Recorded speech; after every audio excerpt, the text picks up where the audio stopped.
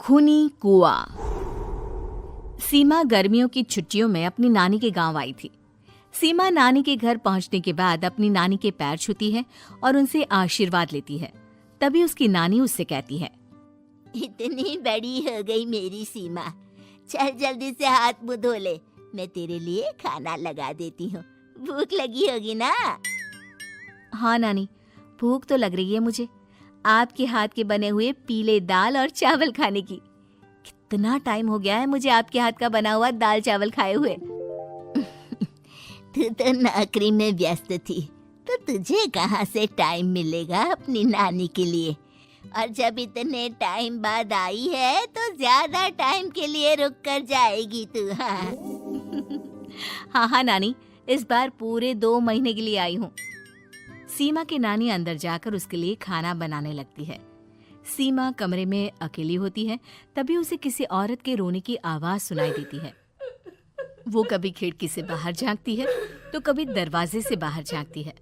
उसे समझ में नहीं आ रहा होता है कि आखिर रो कौन रहा है।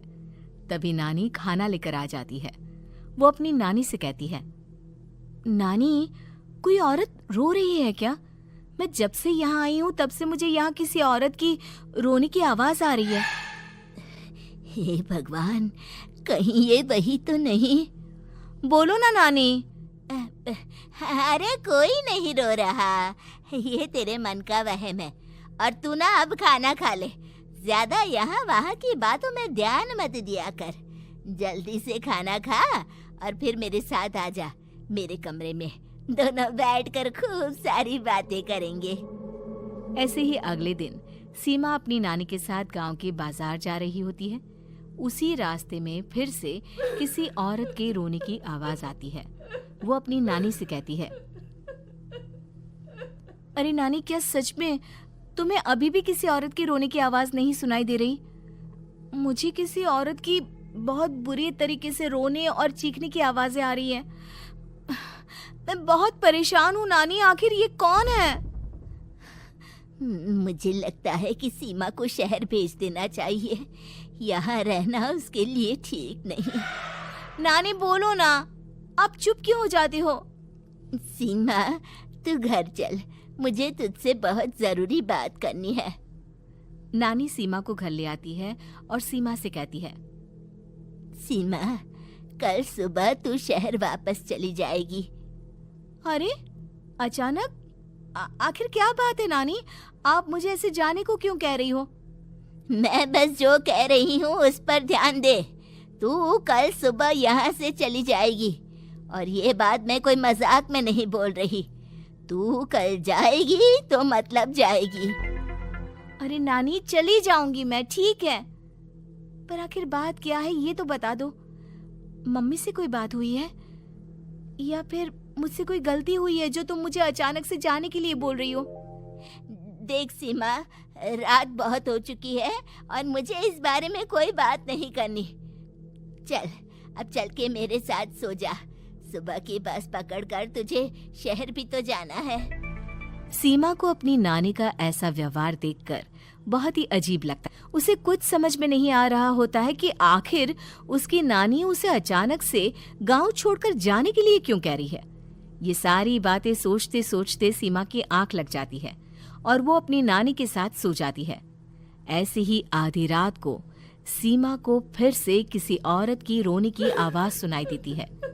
वो उस औरत की आवाज सुनकर बार बार करवटें बदल रही होती है और तभी उसे सपने में भी एक अजीब सी औरत की परछाई दिखाई देती है, जो इतना चीख चीख कर रो रही होती है कि सीमा डरकर उठ जाती है।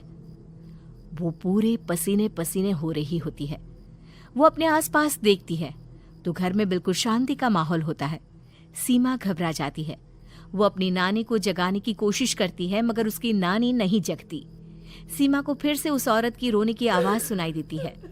आखिरकार सीमा अपने आप को रोक नहीं पाती और वो घर का दरवाजा खोलकर बाहर निकलती है।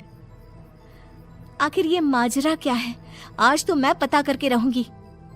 अब आवाज का पीछा करते हुए सीमा आधी रात को गांव के चौपाल के पास बने कुएं के पास पहुंच जाती है, जहां कुएं की चारों ओर बेड़ियां लगी होती हैं उन बेड़ियों में लगे हुए ताले के साथ एक लाल रंग का कपड़ा और माता रानी का कलावा बंधा होता है। उस कुएं में से सीमा को किसी के रोने की आवाज आती है।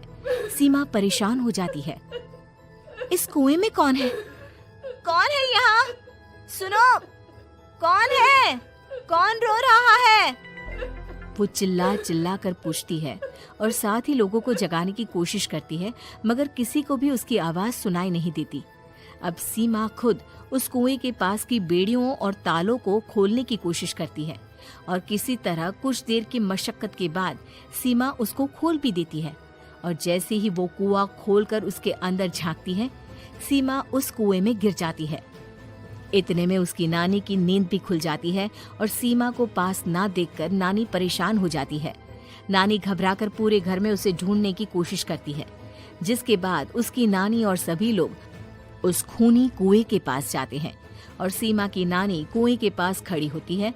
सभी गांव वालों और सीमा की नानी को सीमा के चिल्लाने की आवाज आती है। बचाओ, कोई मुझे बचाओ। मेरी बच्ची, हम आ गए, हम तुझे बचा लेंगे। नानी, मुझे यहाँ बहुत डर लग रहा है। यहाँ इंसान की कटी हुई मुंडिया, हाथ, पैर और कंकाल है और खून भी है। नानी, मुझे डर लग रहा है। आप सब मेरी मदद कीजिए, नहीं तो ये खूनी कुआं मेरी बच्ची को भी खा जाएगा। अरे मुझे तो ये समझ में नहीं आ रहा कि आखिर इस खूनी कुएं को खोला किसने। सालों पहले इसको इतनी मुश्किलों के बाद तांत्रिक बाबा ने बंद किया था। अरे पूरा गांव खूनी कुएं के बारे में अच्छे से जानता है, तो कोई भी जानबूझकर तो ऐसा करेगा नहीं। मतलब किसी ने अनजाने में इसे खोल दिया है भैया। सीमा को इस बारे में मालूम नहीं था और जब से वो यहाँ आई थी तभी से उसे किसी औरत के रोने की आवाजें भी सुनाई दे रही थी। कहीं सीमा ने ही तो उसे नहीं खोला। अगर ऐसा है तो फिर सीमा का बचना बहुत मुश्किल है। वहीं कुएं के अंदर सीमा रोते हुए बैठी होती है कि उसे आवाज सुनाई देती है जो कुएं के बाहर खड़े गांव वालों में से किसी को सुनाई नहीं देता। आज सालों के बाद मुझे ताजा खून मिलेगा। तेरा खून पीकर आज मैं अपनी प्यास बुझाऊंगा।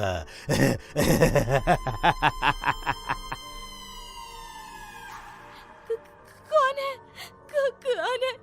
मत मारो प्लीज, मुझे जाने दो प्लीज। मैंने किसी का क्या बिगाड़ा है? वो तुझे मरने के बाद पता चल ही जाएगा। जितने में गांव वाले और सीमा की नानी कुछ सोच पाते, उतने में उन्हें सीमा के चिल्लाने की आवाज आती है और अगले ही पल सब शांत हो जाता है। क्या हुआ? सीमा, मेरी बेटी। माफ करना बहन, लेकिन अब सीमा वापस नहीं आएगी। हमें एक बार फिर से कुएं को बंद करना होगा। गांव वाले तभी तांत्रिक को बुला कर लाते हैं।